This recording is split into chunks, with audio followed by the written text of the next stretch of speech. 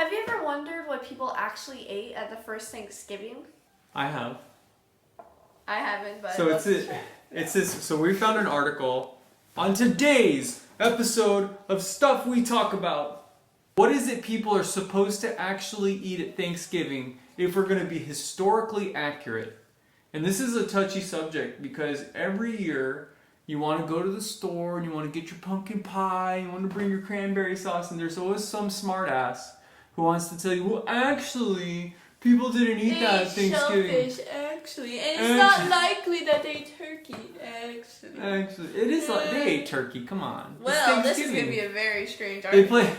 Let me tell you that the three things that is essential to every Thanksgiving, including the first: they ate turkey, they watched football, and they watched the Mystery Science Theater 3000. They did not watch football. That didn't even exist. That's just what we do, except we don't watch football. Yeah. We don't. We like football. I like football. I just live in a house full of women and small children. So, We don't get to watch it. yeah. I've given up. I don't really care. I prefer wrestling anyway. So we found this article. You found this article. I found this article in like less than 5 minutes. Well, okay. Well, she did some extensive research of 5 minutes. She did 5 minutes of extensive, backbreaking research, and she pulled up something from a magazine called New England Today. I wanted to find something funny so it could be easy to talk about and laugh at. Okay. Well, we're gonna talk about this article. I want it to be like weird. Yeah. This is a completely contemporary article. It's by Amy Traverso, November 23rd, 2020, New England Today Food. And the article's called What did the Pilgrims eat at the first Thanksgiving? What did the Pilgrims eat at the first Thanksgiving? Canned cranberries. I'll read the first part. Have you ever wondered what the Pilgrims ate at the first Thanksgiving in the fall of 1621? We dig into how similar their menu was to the traditional American Thanksgiving. Okay, so first of all, we have a problem. How do you define the traditional American Thanksgiving? In the South, there's going to be some variety of cornbread, right? Mm-hmm. So you got to divide up the country into its different quadrants. So you got to in New England, now we're probably, this is the New England Today. So they're going to think about their New England Thanksgiving, which is always like roasted turkey, pumpkin pie. They're going to have mashed potatoes with gravy. They're going to have stuffing inside the turkey. They're going to have cranberries. But if you're going to go to California, it's going to be like fish tacos, black beans, avocado slices. That's just what they eat normally. They don't eat that. In Texas, it's going to be brisket. That's just barbecue. You're just talking about... In Portland, it's going to be salmon and blueberries. salmon, blueberries, and Molotov cocktails. It gets even more complicated when you talk about personal traditions. Like, what if a certain family always makes... What if your grandma always makes this... Yeah, exactly. And special recipes. So my Aunt Susie in Georgetown always makes chicken dressing. And I've heard that other people in the South make something similar where it's this cornbread chicken stuffing. Probably. Yeah, I've heard of that. I've never had it anywhere else, but it's good. You almost don't want to eat turkey after that because it's got chicken in it. Yeah. The Thanksgiving meal is remarkably consistent in its elements. The turkey, the stuffing, the sweet potatoes. The sweet potatoes. But what? Who said sweet potatoes? I've never eaten sweet potatoes. Yeah, we don't eat. In our Thanksgiving, we don't eat sweet potatoes, and there's a reason for that. Because we always eat pumpkin pie. And to me, sweet potatoes and pumpkin pie are redundant. Because they're both that's so much beta carotene. That's a lot of orange, Barring ethical, health, or religious objections, it is pretty much the same meal for everyone, across latitudes and longitudes. Longitudes. Uh-huh. And through the years of their lives. We stick with the basics. The basics? No, basics, sorry. And simply change the seasonings. We simply change the seasonings. I think that's an oversimplification, but whatever. But what about the first Thanksgiving in the fall of 1621? And how similar is it to the traditional American Thanksgiving meal today? Well, it's not traditional. Yeah. If it's I feel like the first Thanksgiving meal, isn't that what you call traditional? It wasn't made into a national holiday until after the Civil War. But... It wasn't very popular. It wasn't very popular, yeah. Because, why would you celebrate... It was a thing that caught on later. You know, Yeah. when you realize that you can find, and you got another way to get out of work for a couple extra days of the year. You know, I mean, first you can see the first reaction to Thanksgiving. Thanksgiving, I don't care about that. What is it? Indians and pilgrims and turkeys? Who cares? And they're like, well, you get 2 days off of work and a 4-day weekend. Thanksgiving's awesome. I love Thanksgiving. It's my favorite holiday. I love it. I love the pilgrims and the Indians and the turkeys. Yeah, you can see how people. Pilgrims and the Indians and the turkeys. You can see how people will be really into it. Now, come on? This is the first Thanksgiving? Let's be real. In the United States. What about Spain? What about there are people? Well, in the United States, actually. Yeah. Well, actually, I'm from El Paso, Texas, and any Mexican American of any kind of Spanish or Native American descent will tell you to your face that the first Thanksgiving was probably either in Florida, or St. Augustine, Florida, claims to have the first Thanksgiving. Certainly, they had a Thanksgiving offering in El Paso, Texas, like 80 years before any pilgrims showed up. Okay. In Plymouth Rock. And that's America. So. We had the first Thanksgiving. If it was a Spanish kind of proto-Mexican first Thanksgiving, what do you suppose they would have eaten at that first Thanksgiving? Tamales? Yeah, probably something like that. Tamales. What do Mexicans always eat from like basically starting October 1st through like February 1st? I mean, starting from the year 0, they've always eaten tamales. Like as soon as it gets cold, there's like tamales in the pot, you know? It's like... Here's how Edward Winslow described the first Thanksgiving feast in a letter to his friends. Our first harvest being gotten in, our governor sent forth 4 men in fowling, so that we might after a special manner rejoice together after we had gathered the fruits of our labor. They 4 in one day killed as much fowl as, with little help besides, served the company almost for a week, at which time, amongst other recreations, we exercised our arms. That means they shot guns. They exercised you can imagine them using dumbbells. What? As which time, amongst other recreations, we exercised our arms. Many of the Indians coming amongst us, and among the rest their greatest king, Massasoit, with some 90 men, whom for 3 days we entertained and feasted, for fear that they would kill us. Just kidding, but for real though. Okay, so what they likely did have at the first Thanksgiving. Venison. Venison. What is venison? I don't actually know. It's deer meat. Deer meat. Oh. Yeah. Fowl. Geese and duck. Yeah, but turkey. Come on. Everyone always denies. Everyone always wants to deny that the word fowl could refer to turkeys here. They're saying, well, because some historian somewhere said, well, don't you know the word fowl in this context actually referred to waterfowl? And I highly doubt that. Turkey is really plentiful in New England. It's very large. It's very fun to shoot at. They had turkey. Very fun to shoot at? It is. Well, animals are fun to shoot at. I'm from Texas. It's a Texas thing. It's shooting at animals.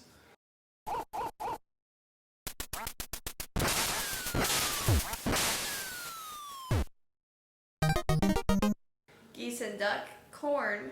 Nuts, which refers to walnuts, chestnuts, beech nuts. What's a beech nut? I've never eaten a beech nut, but walnuts are good. And shellfish. Shellfish. I heard of that. So venison was a major. Venison was a major ingredient, as well as fowl, but that likely included geese and ducks. Turkeys are a possibility, but they were not a common food at that time. How could they say they were not a common food? Turkeys are like you can't even cross the road without hitting a turkey in New England. It's like they're everywhere. Well, what about now? They're everywhere. What do you think those are just like farm? I've seen turkeys, and I'm not even like I didn't even like. Living in like Ohio and Pennsylvania, you just see them. They're just there. They're like roadrunners in. They're like deer in our area. In Austin, yeah. They're like deer crossing the trail. They're just running around all over the place. So they had turkeys. Come on, there were all of a sudden all of a sudden turkeys became plentiful later. Why? Why was turkey not plentiful? Farming, I guess. Pilgrims grew onions and herbs, cranberries and currants would have been growing wild in the area, and watercress. Like water chestnuts? Yeah, I think a watercress is something like a water chestnut, yeah. They have still been available if the hard frost had held off. But there's no record of them having been served.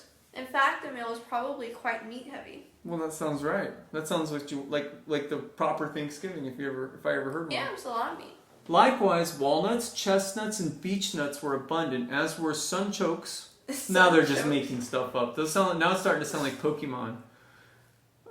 Shellfish were common, so they probably played a part, as did beans, pumpkins, squashes, and corn, served in the form of bread or porridge, thanks to the Wampanoags. Okay. It's possible and likely that there's turkey at the first Thanksgiving. Why did they say unlikely? Okay. But it's possible. No one ever, but you need to say why it's unlikely. People.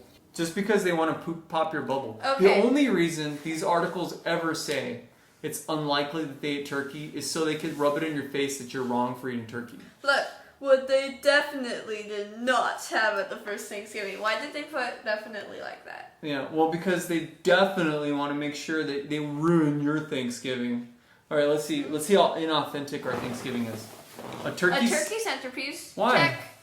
Well, that's just nitpicking. Of course they ate turkey. Potatoes, bread, stuffing, or pie.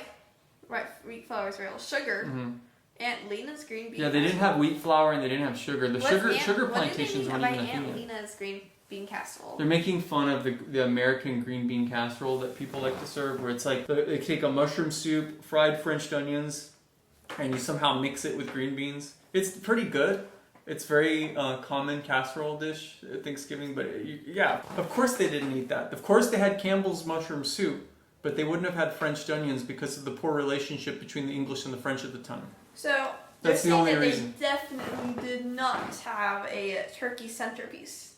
Yeah, I mean, how could they say definitely? Well, because you definitely would have put deer at the center, because that would have been tastier and more plentiful. Yeah. If you brought in like 120-pound deer, like that's gonna steal the show.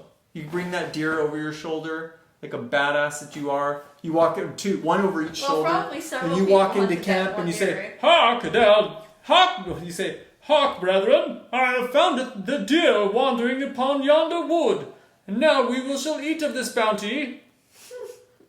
That's so much cooler than "I got a turkey," which is cool. Let's put the deer at the center, because that's awesome. But how about bringing a little more truly traditional flavor back to your table? No. It's just gonna suck. No, but it's not traditional. It's not traditional if people don't actually do it. You can't say this is tradition, like bringing back tradition, when the Pilgrims only did this one thing that they had no intention of turning into a national holiday. Like, it's not like, they kept doing it again. The national holiday starts with Americana of the World War II generation. That is the Thanksgiving holiday. They invented it. Them and their parents invented the American Thanksgiving, and that's the one I want to celebrate. I want to celebrate the one with the Norman that fits in a Norman Rockwell painting. I want the Thanksgiving with Mama and Mima and Moma all sitting around the table. It doesn't matter how historically accurate we are. We just want to have fun. I want a steaming pile of mashed potatoes, not at our Thanksgiving because that's redundant, but I want some stuffing. I want some pumpkin pie. I want all those things, crescent rolls. Yeah. I don't want to eat freaking eels and venison and clams. Back in 2003, we consulted with historians at Plymouth Plantation. Well, actually... And the Wampanoag and English Settlers Living History Museum in Plymouth, Massachusetts. Yeah, I get that it's good to know the historical context. Yeah. I just don't get how you can call this tradition. Because tradition isn't just something that happened in the past. Tradition is something that happened in the past, but it's kept happening continuously. Yeah, it's got to be continuously carried forward. Like Christmas or something. Yeah, it takes more than one instance to derive a tradition, and you're not going to rewrite tradition simply because you read an article on New England food. Yeah, that's why I picked this one. I did on purpose. All right. Okay. Back in 2003, we consulted with historians at Plymouth Plantation, the Wampanoag and English Settlers Living History Museum in Plymouth, Massachusetts, and asked writer Jane Walsh to devise a menu that incorporated some of the foods that would have been served at the first Thanksgiving. We didn't eliminate any favorites. We tried to go sugar-free. Okay. We skipped the venison. You have to go sugar-free because they didn't have sugar. If you're going to do like the historically accurate Thanksgiving meal. Now I don't understand what they're trying to accomplish here. Just do skipped the venison. You know what? Instead of all this, just do what what your mom and dad did. Just do what your grandma and grandpa did. Just do what the people in your family are expecting you to do. You don't need to like be like, hey, guess what, guys? We're gonna have roasted eel because the Wampanoag had eels at and the Wampanoag and the eels were plentiful at Plymouth Colony. I mean, not unless you're gonna put it on sushi. That's pretty good, but yeah. Well, bring with that sweet eel sauce that they sell. We didn't eliminate any favor to go or try to go sugar-free. We skipped the venison. What? Really, like everyone else who will gather around a table on the 4th Thursday in November this year, we simply changed the seasonings. That's lame. They copped out. The Wampanoag and English settlers may not have had access to all of the ingredients included in these recipes, but by including pheasant, goose, or venison in your Thanksgiving menu, you're at least paying tribute to the meat they likely enjoyed back in 1621. Ew. You want to eat goose? Or... Goose is delicious. It's very greasy, but it's good crispy. Pheasants? Pheasant's kind of like it is like a small chicken. It's good. Oh, I do like pheasants. That's the end of the article. Oh, here's someone pointing it out right off the bat in the comment section. You want to get real? Write a first comment. Read it, Claire. I'm pretty sure they have eel at the first Thanksgiving. So there you go. There's that asshole. This is the guy that's bringing. I'm gonna bring eel because I read in the history books that they had eel at the first Thanksgiving. Okay, so is this Rubicon? Some guy named Rubicon, yeah. It seems for some reason you are going out of your way to rewrite or downplay American tradition in Thanksgiving. Yeah. Why? First, let's start with the turkey. And then this guy right away, someone responds, "Wait, didn't they have eel again?" Wait, didn't they have eel too? Like every household at Thanksgiving has I think we should be eating eel. And then so that pretty much covers the article then. Yeah, I so think we did it. That first comment was better than the article itself. Yeah, that comment was pretty good. So that comment was by Rubicon. Telling people what they should and shouldn't eat, or telling people that their traditions are historically inaccurate, never bears any fruit. Like almost every tradition, especially if it's rooted in some kind of oral history, is essentially almost by definition going to be inaccurate. Yeah, it's like of course you're being traditional if you're doing every year you eat a certain thing. Yeah, it's like Halloween. It's like people like get on you for like, well, this isn't really how the Celts celebrated Halloween. Well, we're not gonna kill anybody this year for Halloween, all right? We're gonna just give candy. We're gonna give commercial candy to children wearing like dressed like Pokemon and stuff. We don't care about that other stuff. The veil between the two worlds, no one cares anymore. Or and I don't even know if that's probably just something invented for movies. I have no clue. Yeah. Well, didn't you put it in one of your videos? Well, yeah, but I didn't research anything. I just based it on the movies I watched. I'm just kidding. I did thorough research. Oh, so is it true or not true? Yeah, it is true. But that is what people believe. But the truth is that's what people say they believed. We don't really know that much about what the Celts believed. Just like we don't really know what they ate at the first Thanksgiving. We can only guess on the basis of these little clues from the journals and letters. Myths and the gods and stuff. Yeah, exactly. Just because people have like a written tradition or oral tradition about these things doesn't mean they gave it credence. We don't know. Everyone was an individual even back then. Mm-hmm. We don't really know what was in their heads or not. I'll tell you this though, I'm not eating eel for Thanksgiving dinner.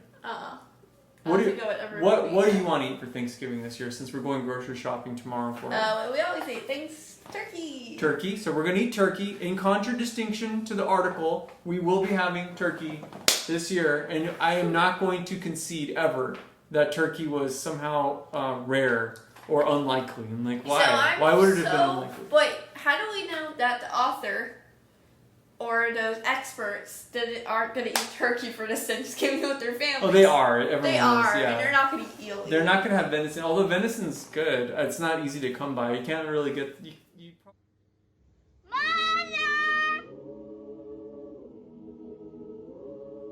What else are we gonna have? We're gonna have gravy. We're gonna have stuffing. We're going to have pumpkin pie. Yep. You actually make pumpkin pie like starting from January all the way to the next January. So I make pumpkin He's pie. He's like the master of pumpkin pie. I make pumpkin pie. We eat pumpkin pie in our family, no joke, probably at least once a week. Because it just takes me like a few minutes to whip it together. And yeah, like what we do is that the night before, he makes it like maybe after dinner. And then when we wake up, he puts it in the fridge, right? And then when we wake up, we can eat it. That's correct. And it's all cold with coffee. Yeah, we have it cold with hot coffee. So cold it's a pumpkin quick pie. breakfast. You can make it kind of healthy with the Yeah, oat crust. But I actually really like the oat crust. Yeah. I might actually prefer it to the butter crust with the Yeah. pumpkin. But so is pumpkin pie with the ice cream historically accurate? Yeah, pumpkin pie with the pumpkin pie a la mode is definitely not historically They should have accurate. really gone that harder instead Yeah. of saying that turkey is definitely not a possibility. I'm also gonna make pecan pie. Really? Two Pecan pie. Have Yeah. two Well, pies. we're gonna have pumpkin pie for breakfast, and then we're gonna have pumpkin pie for breakfast. Pecan pie will be after dinner. Okay. Everyone gets 2 slices of pie. I'm Wilfred Brimley, and I'd like to talk to you for a few minutes about diabetes. Well, that's our video for today. We now know, sort of, what they ate at the first Thanksgiving, and we don't care. That's our conclusion. We don't care. We're still eating what Mama and Papa... I never called my grandparents anything like that. That? We're still eating what everybody in the movies and TV ate, because that's who I really copy anyway. Yeah. We're still eating what they ate on the planes, trains, and automobiles. We're still eating what everybody else eats Thanksgiving Day for the most part. It's gonna be good. It's gonna be good. We're looking forward to it. Goodbye. Those really were happy references.